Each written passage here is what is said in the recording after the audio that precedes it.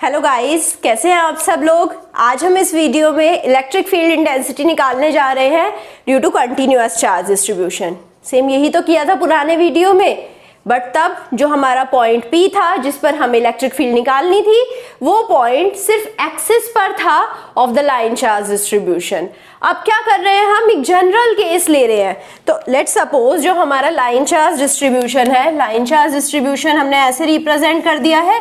ये एक मेरी लाइन है जिस पर चार्ज यूनिफॉर्मली डिस्ट्रीब्यूटेड है, राइट। तो ये मेरा लेंथ है, इस पर कोई भी एक पॉइंट हम P ले लेते हैं। अब ये P पॉइंट मैंने यहाँ लिया है, आप देख सकते हैं कि ये डिस्टेंस ज़्यादा है, ये डिस्टेंस कम है, तो P पॉइंट इस लाइन के सेंटर पे भी नहीं है, राइट। तो अभी हमने क्या करा है, पहले वाला जो केस था वो उस केस में P पॉइंट यहाँ था। अब हम P पॉइंट को कहीं पे भी रोटेट करा सकते हैं इस लाइन चार्ज डिस्ट्रीब्यूशन के अलोंग, और हम फाइंड आउट कर लेंगे इलेक्ट्रिक फील्ड इंटेंसिटी होती क्या है, बहुत ही इजी मैनर में। सो हम इस लोकेशन को बोलते हैं 1, इस लोकेशन को बोलते हैं 2। इन्हें आप मार्क कर दीजिएगा, क्योंकि इसको जब तक मार्क नहीं करेंगे आप थीटाज में कंफ्यूज होते रहेंगे, राइट। तो P का डिस्टेंस, अगर परपेंडिकुलर डिस्टेंस की बात करें, इस लाइन चार्ज से है D, राइट। इस लाइन चार्ज पर जो टोटल चार्ज है वो Q है। इस पर हम एक स्मॉल एलिमेंट लेंगे जो कि होगा लेंथ dl का। जो टोटल लेंथ है इस लाइन चार्ज की वो है कैपिटल L, राइट। इस पे स्मॉल dl ले लिया है जो कि इसकी लेंथ हो जाएगी ऑफ दिस स्मॉल एलिमेंट। इस पे जो चार्ज रहेगा, क्योंकि इस पे जो चार्ज है वो Q है और यूनिफॉर्म चार्ज डिस्ट्रीब्यूशन है, तो इस पे जो चार्ज हो जाएगा उसे हम बोलेंगे dq, राइट। यहां पर लिख देते हैं dq, राइट। सो अभी अगर हम पॉइंट P को ज्वाइन करें लोकेशन 1 से, तो इसका एंगल हो जाएगा θ1। बट अभी एक चीज आपको ध्यान रखनी है कि आपको θ1 और θ2 मेजर कैसे करना है। आप पॉइंट P पर रहेंगे, यहां से अपवर्ड डायरेक्शन में मूव करेंगे तो आपको पॉइंट 1 मिलेगा। अगर पॉइंट P से डाउनवर्ड डायरेक्शन में मूव करेंगे आपको पॉइंट 2 मिलेगा। तो ये एंगल आप बोलेंगे θ1 और ये एंगल बोलेंगे आप θ2, राइट। सो अब ये डिस्टेंस D है, ये जो एलिमेंट लिया था हमने dl, इसका भी कुछ एंगल बन रहा होगा पॉइंट P से। इसका जो एंगल बन रहा है उसे थीटा ले लेते हैं, इस लोकेशन को O ले लेते हैं, इस लोकेशन को O डैश ले लेते हैं। ये एंगल 90 डिग्री है, मैंने आपको बताया था परपेंडिकुलर डिस्टेंस D है। इस डिस्टेंस को x ले लेते हैं और इस डिस्टेंस को लेट सपोज L ले लेते हैं। O से लेकर O डैश का डिस्टेंस है L। तो ये तो हो गया हमारा स्ट्रक्चर। अब हम स्ट्रक्चर आपको बहुत अच्छे से समझ आ जाना चाहिए, क्योंकि जब तक ये समझ नहीं आएगा आप डेरिवेशन में प्रोसीड नहीं कर पाएंगे। तो अब हम इस स्ट्रक्चर को ऑब्जर्व करते हैं। सबसे पहले हम डिस्कस करते हैं lambda, line charge density. Line charge density क्या हो जाएगा इस केस में, इस केस में हो जाएगा dq upon dl। Small element लिया है हमने dl, सो dq को कैसे लिखेंगे, dq हो जाएगा लैम्डा l इंटू dl। सो ये हो जाएगा हमारे पास dq। इलेक्ट्रिक फील्ड, अब ये जो हमने छोटा सा एलिमेंट dl लिया एक पॉइंट चार्ज के जैसे बिहेव करेगा, इसकी वजह से जो इलेक्ट्रिक फील्ड है वो हम सिंपली रिप्रेजेंट कर सकते हैं kq upon r square. Distance क्या है x, सो x स्क्वायर ar, और यहाँ पर अगर हमने ar ले लिया यूनिट वेक्टर तो ar डायरेक्शन दिखा देगा। अब Q को, क्योंकि ये Q नहीं है, क्योंकि यहाँ पर जो चार्ज है वो dq है, तो हम इसे रिप्रेजेंट करेंगे dq से। अब dq को हम रिप्लेस कर सकते हैं, dq को किससे रिप्लेस करेंगे, लैम्डा dl से। तो E हो जाएगा k lambda dl upon x square ar, right. अब k क्या है इधर, k तो हमें पता है 1/4 pi epsilon, where epsilon is epsilon not into epsilon r। ये चीजें तो हमने पहले भी देखी थी। तो इस जनरल केस में चेंज क्या है, अभी हम चेंज देखते हैं। तो अगर हम इस ट्रायंगल ओ डैश पी को ऑब्जर्व करें, मैं यहाँ ट्रायंगल फिर से बना रही हूँ, आप इस ट्रायंगल को ऑब्जर्व करिए। ये है पॉइंट O, ये है पॉइंट O डैश, ये है पॉइंट P, एंगल है थीटा, यहाँ है एंगल 90 डिग्री, ये डिस्टेंस है x, ये डिस्टेंस है d और ये डिस्टेंस है l। राइट। अब आप इस ट्रायंगल को ऑब्जर्व करेंगे तो अगर आपको tan थीटा लिखना है, tan थीटा क्या होएगा इधर L अपॉन डी, तो L को कैसे लिख लेंगे, L हो जाएगा d tan of theta, right. अब अगर हमें यहां से सीकेंट थीटा लिखना हो, सीकेंट थीटा क्या हो जाएगा x अपॉन डी, तो अब यहां से x क्या हो जाएगा d सीकेंट थीटा। यहां से dl निकालना हो, डिफरेंशिएट कर देंगे दोनों साइड को, तो dl आ जाएगा, dl हो जाएगा, d तो कांस्टेंट ही है क्योंकि डिस्टेंस पॉइंट P का कांस्टेंट रहेगा, पॉइंट P को तो हम बार बार हिला नहीं रहे हैं, तो d कांस्टेंट है। tan थीटा का डिफरेंशिएशन होता है सीकेंट स्क्वायर थीटा और d थीटा। सो अब हमारे पास यहाँ पर पुट करने के लिए dl आ गया है, यहाँ पर पुट करने के लिए x भी आ गया है, राइट। तो हम पुट कर देंगे यहाँ पर वैल्यूज, सो E हो जाएगा। अब यहाँ पर जो E है, क्योंकि ये DQ की वजह से फाइंड आउट करा था, इसे हम DE से रिप्रेजेंट करेंगे, सो DE हो जाएगा K लैम्डा, DL की जगह हमने पुट करा D secant square theta D theta, और यहाँ पर डिनोमिनेटर में पुट करा x स्क्वायर हो जाएगा D square secant square theta.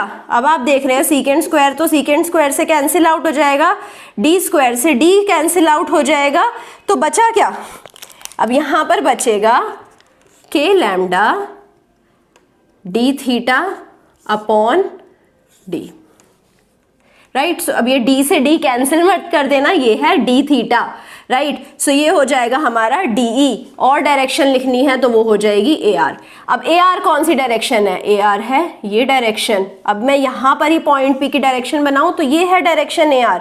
Let suppose अब मैं यहाँ पर पॉइंट P बना रही हूँ, ये है डायरेक्शन AR, ये था थीटा।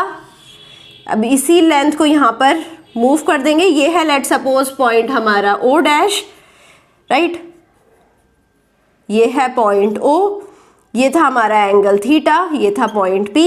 अब यहाँ पर इस एंगल को देखें तो ये भी थीटा होगा, ऑपोजिट एंगल थीटाज हैं।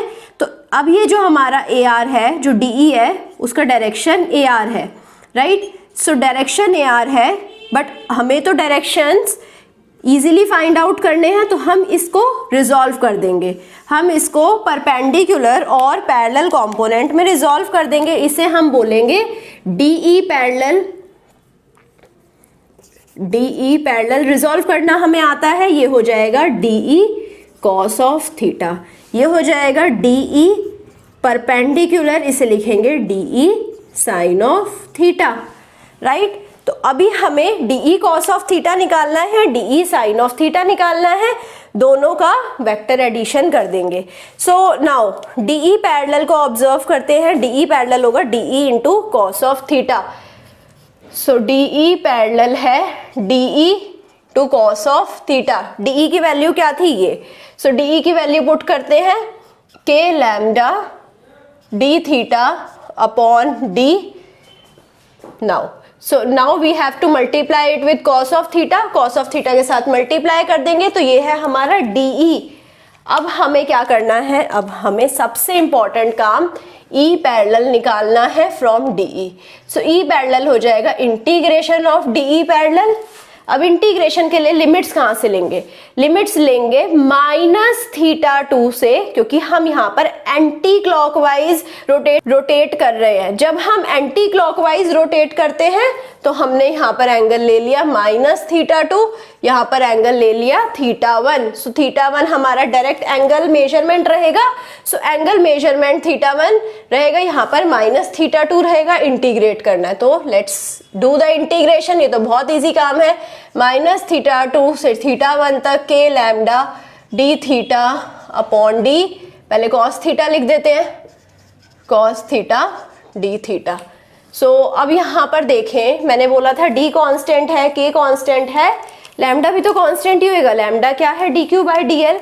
सो यहाँ पर से अगर हम लैम्डा को पुट करें आउटसाइड, k को पुट करें आउटसाइड और d को पुट करें आउटसाइड, क्योंकि ये तो सारे कांस्टेंट हैं, इसको हमने पुल आउट कर लिया है इंटीग्रेशन से। इंटीग्रेशन बचेगा -θ2 से θ1 तक cos थीटा d थीटा का, राइट। सो cos थीटा d थीटा का इंटीग्रेशन क्या होता है हमें पता है, sin थीटा।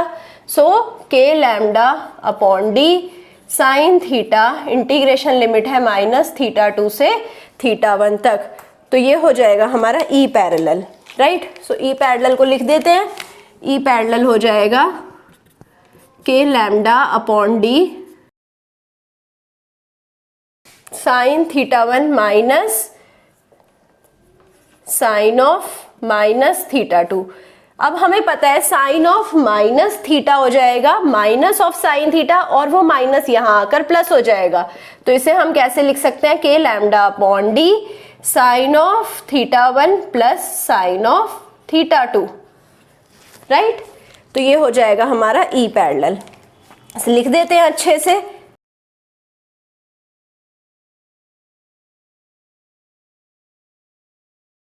अब आपको ये रिलेशन याद रखना है, राइट, ई पैरेलल का। सिमिलरली हम फाइंड आउट कर लेंगे ई परपेंडिकुलर। ई परपेंडिकुलर तो अब हमारे लिए फाइंड आउट करना बहुत इजी हो गया है। हमें पता है लिमिट्स रहेंगी -θ2 से θ2, -θ2 से θ1 तक इंटीग्रेट करेंगे DE परपेंडिकुलर को। सो यहाँ पर DE परपेंडिकुलर क्या हो जाएगा, DE परपेंडिकुलर हो जाएगा DE sine theta. So integration -θ2 से θ1 तक DE साइन थीटा। DE की वैल्यू पुट कर देते हैं, DE की वैल्यू हमें पता है, तो ये हो जाएगा -θ2 से θ1 तक के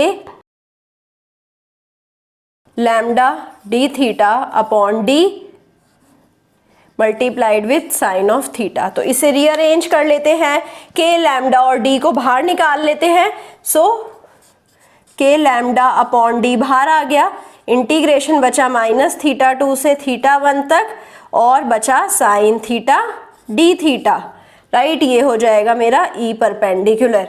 सो अब ई परपेंडिकुलर कैसे लिखेंगे, साइन थीटा डी थीटा का इंटीग्रेशन हमें पता है माइनस कॉस थीटा होता है, K lambda upon D minus cos theta, integration limits are from -θ2 to θ1।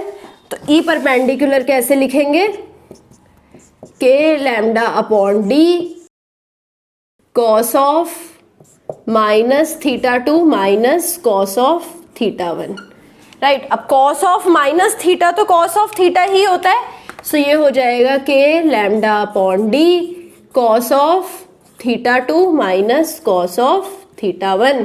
So ये हो जाएगा हमारा ई परपेंडिकुलर। सो आई होप आपको समझ आया होगा कैसे मैंने ई पैरेलल निकाला है, कैसे मैंने ई परपेंडिकुलर निकाला है। अब ये जनरल केस है, अगर आप पॉइंट पी को मूव कराते जाएंगे, या तो इधर मूव करवाएंगे या इधर मूव कराएंगे, आपका क्या चेंज होएगा, बस एंगल चेंज होएगा। लेट्स सपोज अगर मैंने पॉइंट पी को यहाँ प्लेस करा है तो यहाँ से एंगल चेंज हो जाएगा, डी कांस्टेंट रहेगा, राइट।